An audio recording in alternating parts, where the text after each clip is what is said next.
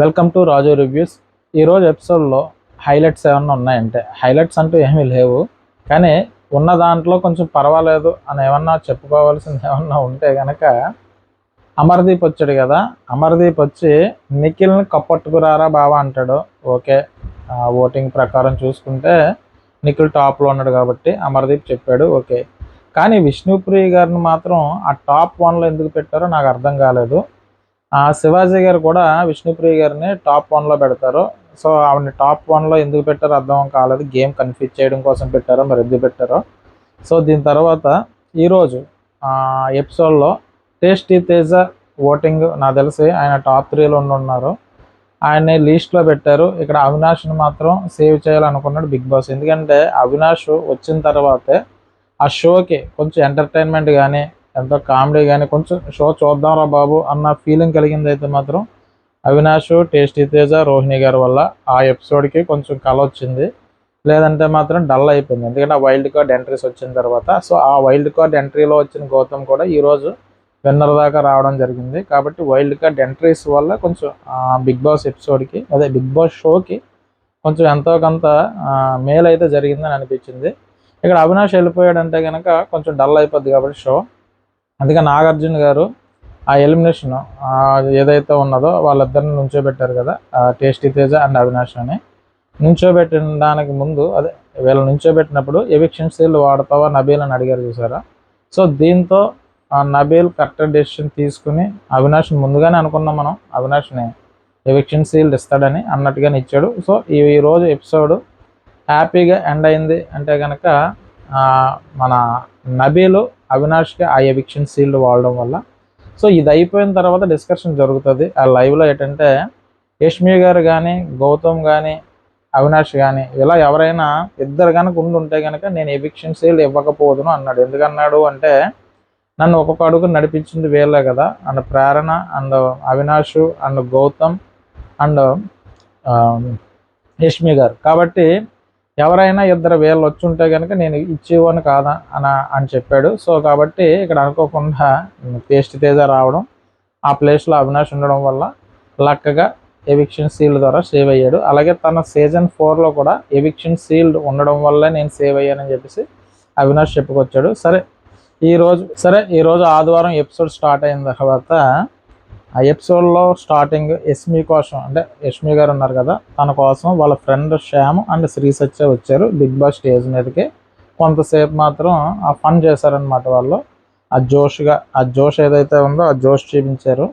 తర్వాత యష్మి నీకు ఫ్రెండ్ అంటూ శ్రీ సత్య అని నాగార్జున గారు అడిగారు. అంటే ఇక్కడ నాగార్జున గారు ఏమడిగారంటే, శ్రీ సత్య యష్మి నీకు ఫ్రెండ్ అని అడిగారు. ఎందుకంటే శ్రీ సత్య ఆల్రెడీ బిగ్ బాస్ షోకి వచ్చింది కాబట్టి నాగార్జున గారు నీకు ఫ్రెండ్ యష్మి అంటే అవునండి అంటది. తర్వాత ఇక్కడ సార్ నాకు ఆరు సంవత్సరాల నుంచి ఫ్రెండ్ సార్ యష్మి అని చెప్పింది. తర్వాత వీళ్ళది ఒక బ్యాచ్ ఉంటుంది సార్ అన్నది. అంటే యష్మికి ఒక బ్యాచ్ ఉన్నది సార్ సపరేట్గానే అని చెప్తే, వీళ్ళది ఒక బ్యాచ్ ఉంటుంది సార్ అంటూ శ్రీ సత్య అనగానే, ఏంటి ఆ బ్యాచ్ అంటూ నాగార్జున గారు అడుగుతారనమాట. అంటే శ్రీ సత్య నాకు 6 ఏళ్ళుగా యష్మి తెలుసు, వీళ్ళకి ఒక బ్యాచ్ ఉందంటే ఏంటి ఆ బ్యాచ్ అమ్మా అని అడిగారు ఆయన. అయితే సార్ సాయంత్రం 6 తర్వాత యష్మి ఇలా ఉండదు సార్ అన్నది. మరి ఎలా ఉంటుంది అన్నది తెలుసుకోవాలని ఆయన అనుకుంటున్నాడు, ఆడియన్స్ కూడా అదే అనుకున్నారు. అంటే అతడు సినిమాలోనే ఎంఎస్ నారాయణ గారు మాడిపోయిన దోస్తు తింటుంటే మీరు చెప్పకుండా ఏదో చెప్తా ఉన్నారు, నా మానాన్ని నన్ను వదిలేస్తే అలాగా ఆడియన్స్లో ఆ క్యూరియాసిటీ అనమాట చెప్పారు. కాబట్టి ఏంటో తెలుసుకుందామని చెప్పేసి, అలాగే నాగార్జున గారికి కూడా ఆ క్యూరియాసిటీ వచ్చినట్టుంది. సార్ వీళ్ళు 6 అయిపోయిన తర్వాత అలా ఉండరు సార్ అన్నది. అయితే చెప్పంటే యష్మి గారు వద్దని చెప్తుంది. దానికి నాగార్జున గారు ఏమంటారంటే, 3 లక్షల ప్రైజ్ మనీ పెంచుతా చెప్పే అంటూ నాగార్జున గారు అభయం ఇచ్చారు. పెంచుతారో లేదో తెలియదు కానీ స్టేజ్ మీద మాత్రం ఆయన అన్నాడు. దీంతో సాయంత్రం 6 దాటితే మామ ఈక పెగ్గల అంటూ కుమ్మేస్తామంటే యష్మి ఆ విషయాన్ని చెప్పింది. ఈ మాటలకు నాగార్జున గారు షాక్ అయ్యారనమాట. అంటే ఇక్కడ విషయం ఏంటంటే, లేడీస్ కాబట్టి అంటే వాళ్ళకు ఒక బ్యాచ్ ఉందట. శ్రీ సత్య గారు చెప్పిందంటే ఇలా ఉండదు సార్, యష్మి బయట వేరేగా ఉంటుంది. 6 తారితే చుక్క, అంటే అక్కడ మీనింగ్ ఏంటంటే ఏక్ పెగ్గరా అంటే కనుక అది మందు వేస్తారు అన్నట్టుగా చెప్పిందనమాట. సో దీనికి నాగార్జున గారు షాక్ అయ్యారనమాట. సో యష్మి గారు మరి ఏక్ పెగ్గరాట. దీని తర్వాత ఇక వీళ్ళ దృష్టిలో, ఎవరి దృష్టిలో, శ్రీ సత్య వాళ్ళ ఫ్రెండ్ శ్యామ్ వచ్చారు కదా, వాళ్ళ దృష్టిలో టాప్ 5 ఎవరని చెప్పేసి పెడితే కనుక ఫస్ట్ వాళ్ళు గౌతమ్కి ఇచ్చారు ఫస్ట్ ప్లేస్. సెకండ్ ప్లేస్ వచ్చి అంటే యాక్చువల్గా మరి యష్మి గారి తరపున వచ్చారు కాబట్టి మరి గౌతమ్కి ఇవ్వకుండా వేరే ఎవరికైనా ఇచ్చుంటే బెటరు. కానీ యష్మి తరపున వచ్చిన కూడా గౌతమ్కి ఇచ్చారు అంటే కనుక వాళ్ళు ఆలోచిస్తారు కంపల్సరీ. ఎందుకంటే ఇదేంట్రా గౌతమ్కి, నా తరపున వచ్చిన వాళ్ళు కూడా గౌతమ్కి ఎందుకు ఇచ్చారని ఆలోచిస్తారు కదా. సో ఇక్కడ ఆలోచన వాళ్ళకి వస్తుంది. గౌతమ్కి ఇచ్చారు. సెకండ్ ప్లేస్ వచ్చి నిఖిల్కి ఇచ్చారు. థర్డ్ ప్లేస్ వచ్చి నబీల్కి ఇచ్చారు. Fourth place Avinash. Fifth place వచ్చి ప్రేరణ గారికి ఇచ్చారనమాట. తర్వాత నామినేషన్లో ఉన్న యష్మి, దానికి సంబంధించి నాగార్జున గారు ఆ బటన్ ఏదైతే ఉందో అది లాగితే ఆ స్క్రీన్ మీద వస్తుంది కదా, ఇక్కడ యష్మి సేవ్ అవుతుంది. సేఫ్ అయింది కాబట్టి ఓకే బాయ్ బాయ్ అని చెప్పేసి వెళ్ళిపోతారు. ఇక్కడ విషయం ఏంటంటే ఫస్ట్ స్టేజ్ మీద యష్మి గారి కోసం శ్రీ సత్య వచ్చారండి. వచ్చిన తర్వాత సార్ నాగార్జున గారు మీ ఫ్రెండ్ అమ్మ అంటే, అవును సార్ నా ఫ్రెండ్ 6 years నుంచి తెలుసు సార్, కానీ ఇప్పుడు మీరు చూస్తుంది యష్మి కాదు సార్, 6 తర్వాత యష్మి వేరుగా ఉంటుంది సార్ అని ఆయన చెప్తే, దానికి ఆయన ఏమంటాడంటే ఏంటా సీక్రెట్ చెప్పమ్మంటే నేను చెప్పనంటే దేవుడి. సో అక్కడ చెప్తే 3 lakhs యాడ్ చేస్తానంటే సాయంత్రం 6 తర్వాత ఏక్ పెగ్గరా మామ అన్నట్టుగా, అంటే డ్రింక్ చేస్తారన్నట్టుగా చెప్పారు. దీని తర్వాత శ్రీ సత్య యష్మి గారికి ఇచ్చిన సలహా ఏంటంటే, నువ్వు ఇంతకు ముందు గేమ్ ఎలాగ ఆడుతున్నావు అలాగ ఆడు, ఆ అగ్రెషన్ కానీ అది కానీ ఏం కనిపించట్లేదు, సప్పబడిపోయావు, నువ్వు కొంచెం గేమ్ మీద ఫోకస్ పెట్టు, ముందున్న యష్మియే బాగుందని చెప్తుంది. తర్వాత ఆవిడ రోహిణి గారికి కానీ అవినాష్ గారికి కానీ మిగతా అందరికీ కూడా మంచి ఇన్పుట్స్ ఇస్తారు. రోహిణి గారి ఆట బాగుందని చెప్తుంది. సో అలాగేంటంటే ప్రతి ఒక్కరి గురించి చెప్తారనమాట. దీని తర్వాత వచ్చి టేస్టీ తేజ కోసం ఎవరు వచ్చారంటే వాళ్ళ నాన్నగారు వచ్చారు. వాళ్ళ నాన్నగారితో పాటు సన్నీ వచ్చాడు. సన్నీ విన్నర్ అయ్యాడు కదా బిగ్ బాస్ సీజన్ 5 ఏమనుకుంటా మరి. సో సన్నీ వచ్చాడు. సన్నీ వచ్చి ఏం చెప్పాడంటే, నాగార్జున గారు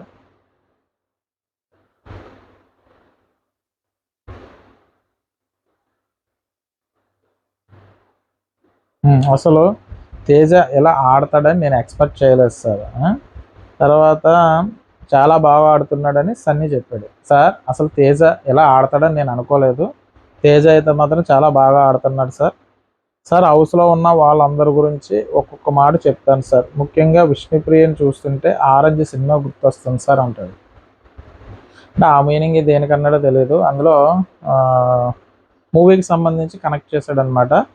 సో తర్వాత తను బయటకు వస్తే బత్తాయి అని తీద్దామని అంటారు, జోకులు వేసాడు సన్నీ. అక్కడ విష్ణుప్రియ చూస్తుంటే ఆరెంజ్ సినిమా గుర్తొచ్చింది సార్, తనకు బయటకు వస్తే కానీ బత్తాయి అని తీద్దాం సినిమా అంటూ జోకులు వేసాడు. అంటే వాళ్ళని చూస్తుంటే కనుక ఆరెంజ్ మూవీలో కొన్ని సీన్స్ కనెక్ట్ అయినాయట.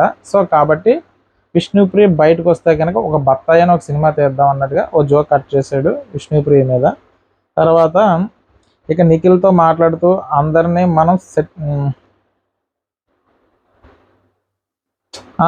మనం ఒకేలా చూడలేము, ఈ ఆలోచనలు వదిలేసి నీకు నచ్చినట్లు ఆడు సన్నీ అన్నాడు. అంటే అందరూ ఒకేలాగా ఉండాలని ఏమీ లేదబ్బా, కాబట్టి నీకు వాళ్ళ గురించి వదిలేసి నీ గేమ్ అయితే నువ్వు సరిగ్గా ఆడుకో, అందరినీ సెట్ చేయాలని చూడడం అన్నది అనవసరమైన విషయం, నువ్వు గేమ్ మీద నువ్వు ఫోకస్ పెట్టని చెప్పాడు.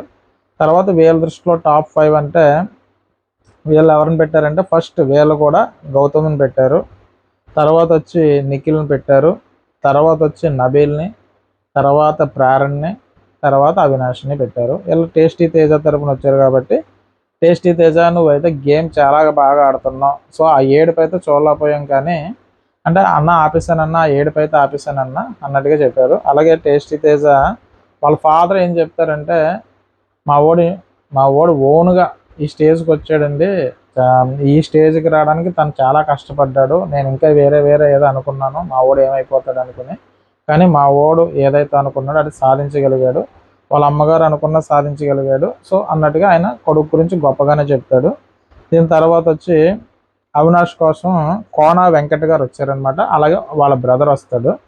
ఇక్కడ రైటర్ కోన వెంకట్ గారు వచ్చి, సార్ వచ్చి రాగానే అంటే ఆయన వచ్చిన బిగ్ బాస్ షో గురించి చెప్పాడు. ఈ షో వల్ల నాకు మంచి ఫ్రెండ్, బ్రదరు, యాక్టర్ అయిన అవినాష్ దొరికాడని బాగా చెప్పాడు ఆయన కోన వెంకట్ గారు.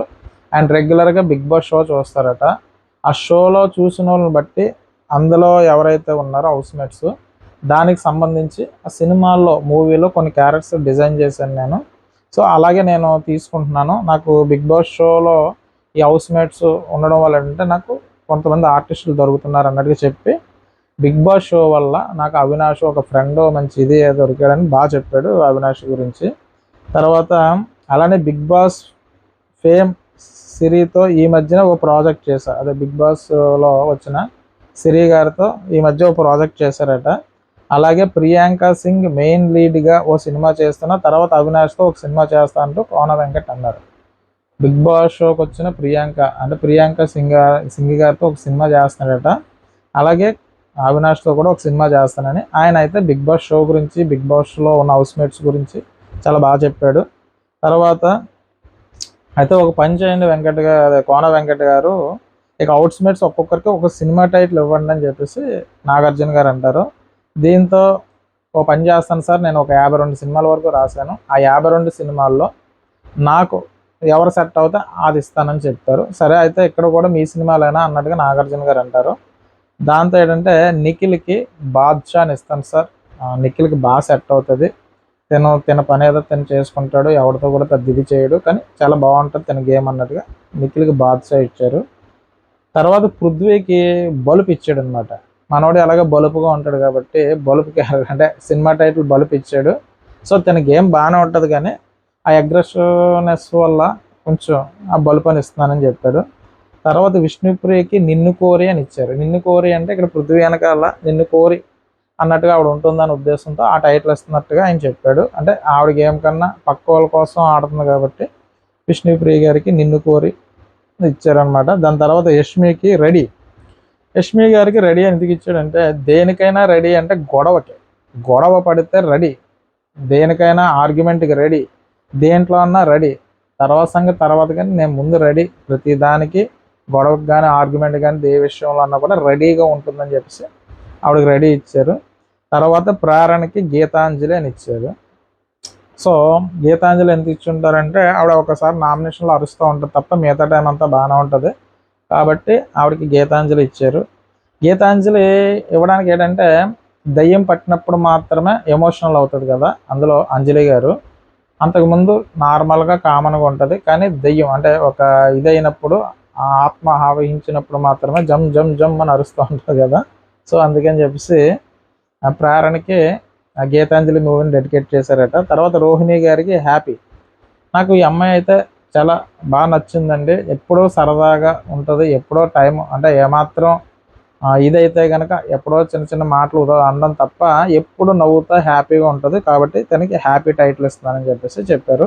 ఇక్కడ రోహిణి గారు వచ్చిన కాడి నుంచి కూడా ప్రతిదానికి ఆర్గ్యుమెంట్ లేదు, కుదిరితే మంచి సలహాలు ఇస్తుంది. నాకు తెలిసి ఈరోజు కూడా లైవ్లో ప్రేరణ గారికి మంచి సలహాలు ఇస్తుంది. నువ్వు అనవసరం గేమ్ పాడు చేసుకుంటున్నావు, నువ్వు మెగా చీఫ్ అయిన తర్వాత అందరి మీద అరుస్తున్నావు కదా, తగ్గించేసుకో, నీకే మంచిది, ఇటువంటి మంచి సలహాలు ఇస్తుంది ఆవిడ. సో ఆవిడ అందరూ బాగుండాలి, అందులో నేను ఉండాలన్న మైండ్ సెట్తో ఆవిడ ఉంది కాబట్టి ఆవిడకి హ్యాపీగా ఉండాలని అనుకుంటుంది, ఎప్పుడు నవ్వించడానికి ట్రై చేస్తుంది కాబట్టి హ్యాపీకి సంబంధించి రోహిణి గారికి అది సెట్ అవుతుంది అనమాట. నెక్స్ట్ వచ్చి గౌతమ్కి ఏమంటారంటే ఇంకా నా దగ్గర 2 ఇవ్వచ్చు సార్, ఒకటి శివమణి, 2 కింగ్ ఇవ్వచ్చు, కానీ కింగ్ మీదే సార్, ఇంకెవరికి ఇవ్వను సార్ అని చెప్తాడు. తర్వాత గౌతమ్కి శివమణి అని ఇస్తాను, శివమణి నాకు కొంచెం మెంటల్ అన్నట్టుగా అప్పుడప్పుడు బాగానే ఉంటాడు, కానీ అంటే ఒక్కొక్కసారి ఆ మెంటల్ వచ్చినప్పుడు ఏదో పాయింట్స్ తీస్తూ ఉంటాడు కాబట్టి గౌతమ్కి నేను శివమణి అని ఇస్తున్నాను అంటాడు. తర్వాత అవినాష్కి అదుర్స్ ఇస్తున్నాను సార్, తిను షోకి ఇంతకుముందు రానప్పుడు షో ఒకలాగా ఉంది, తిను వచ్చిన తర్వాత షో ఒక హైప్ అయితే వచ్చింది, సో అవినాష్ అయితే అదురుస్తారని చెప్తాడు. సో ఎందుకు చెప్పాడంటే అవినాష్ వచ్చిన తర్వాత బిగ్ బాస్ షో అంతా ఒకే టైప్లో వెళ్ళిపోయింది, సో అవినాష్ వచ్చిన తర్వాత కొంచెం కామెడీ కానీ ఆ ఫన్ కానీ అది జనరేట్ అయ్యింది, చూడడానికి కూడా మనకి ఇంట్రెస్ట్ క్రియేట్ చేయగలిగారు ఆ వైల్డ్ కార్డ్స్ వచ్చిన తర్వాత. సో కాబట్టి అవినాష్కి అదుర్సని ఇస్తున్నానని చెప్పాడు. తర్వాత ఇక్కడ సేవ్ చేయాలి అని చెప్తారు కదా, వాళ్ళు గేర్ లాగుతారు, అది గేరా బటన్, అది లాగిన వెంటనే అవినాష్ నాట్ సేఫ్ అని వస్తుంది. సో దీని తర్వాత వీళ్ళు ఆర్డర్లో పెడతారు. ఫస్ట్ నబీల్ పెట్టారు, తర్వాత నిఖిల్ పెట్టారు, తర్వాత రోహిణి గారిని పెట్టారు, తర్వాత విష్ణుప్రియ, తర్వాత గౌతమ్ని పెట్టారనమాట. మరి గౌతమ్ ఇక్కడ లాస్ట్లో పెట్టారు వీళ్ళు. దీని తర్వాత ఇక్కడ అమర్దీప్ చివరగా నిఖిల్ కోసం వాళ్ళ ఫ్రెండ్ అమర్దీప్, తర్వాత నిఖిల్ వాళ్ళ నాన్నగారు వచ్చారనమాట. ఇక్కడ ఫ్రెండ్షిప్ గురించి చెప్తున్నాడు అనమాట. నిఖిల్ నేను ఎప్పటి నుండో ఫ్రెండ్స్ సార్, నిఖిల్తో నేను ఎప్పటి నుంచో ఫ్రెండ్స్ సార్. వాడు టాస్కుల్లో కింగ్, బిగ్ బాస్ బాద్షా, ఇవన్నీ బయట చెప్తున్న మాటలే, ఇవన్నీ నేను చెప్తున్నట్టు కాదు సార్, బయట చెప్పే మాటలే నేను చెప్తున్నా. ఇక్కడ అది బిగ్ బాస్ బాద్షా సార్. తర్వాత ఇవన్నీ బయట చెప్తున్న మాటలే. రే ఎమోషన్స్ తగ్గించుకో, రే ఎమోషన్స్ తగ్గించుకో, నువ్వు స్ట్రాంగ్ మైండెడ్, నువ్వు టఫ్ క్యాండిడేట్ వస్తే కప్పుతోరా, నీది స్ట్రాంగ్ మైండ్ రా, అలాగే టఫ్ క్యాండిడేట్ నువ్వు వస్తే కప్పుతోరా అంటూ అమర్ గట్టిగానే వేస్తాడు. రే వస్తే కప్పుతో రారా అన్నట్టుగా చెప్తాడు. ఆల్రెడీ సీజన్ 7లో ప్రశాంత్ అంటే కప్పు నాదే, కప్పుతోనే వస్తా, ఈ కప్పు నాదే అని చెప్పేసి అరుస్తాడు కదా, కప్పుతోనే బయటికి వెళ్తా అంటాడు కదా. సో అలాగే నిఖిల్ని కూడా కప్పుతో బయటికి రారా అని చెప్పారు. తర్వాత ఒకసారి నాకు ఏదో షోలో కాళ్ళు 2 పట్టేసాయి సార్, అడుగు తీసి అడుగు వేయలేకపోయా, అప్పుడు వీడే నన్ను వాళ్ళ రూమ్కి తీసుకెళ్ళి 2 రోజులు నన్ను కాల్ కింద పెట్టనీయకుండా చూసుకున్నాడు, బాత్రూమ్ కూడా ఎత్తుకుని తీసుకెళ్ళాడని చెప్పాడు. యాక్చువల్గా ఏదో షో జరుగుతున్నప్పుడు 2 కాళ్ళు పట్టేసాయట మన అమర్దీప్కి.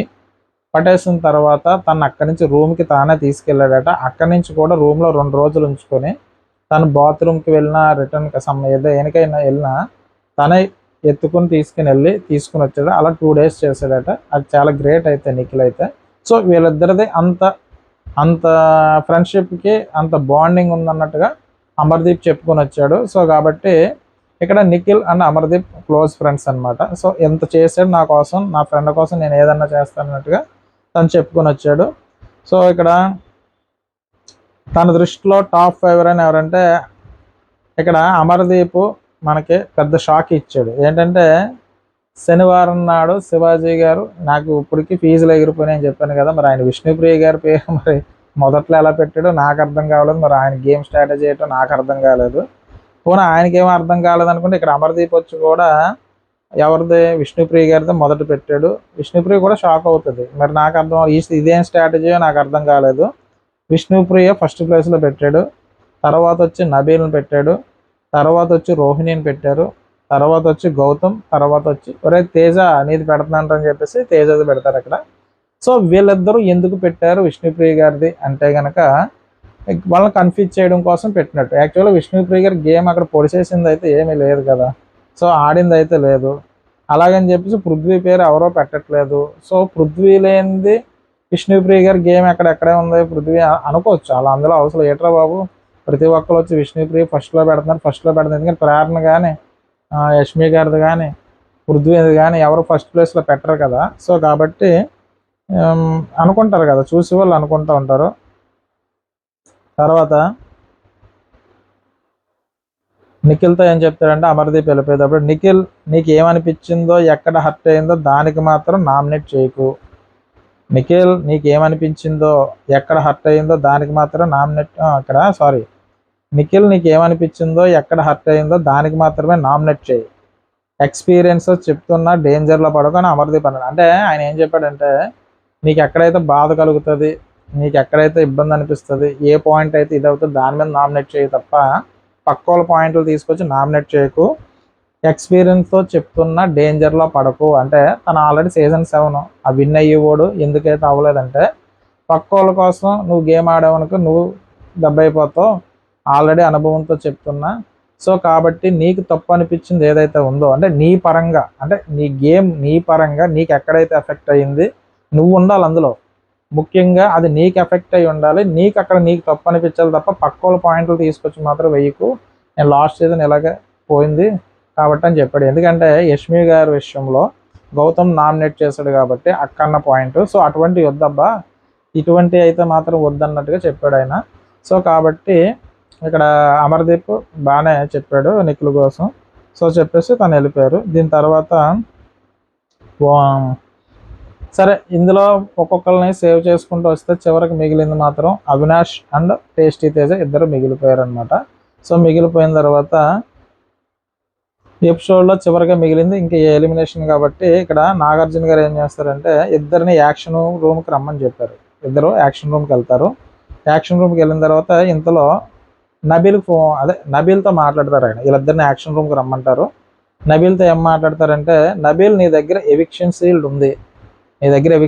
ఉంది, సో దాన్ని ఏం చేస్తావంటే ఇప్పుడు వాడతావా తర్వాత వాడతావా అంటే ఆయన అడుగుతారు.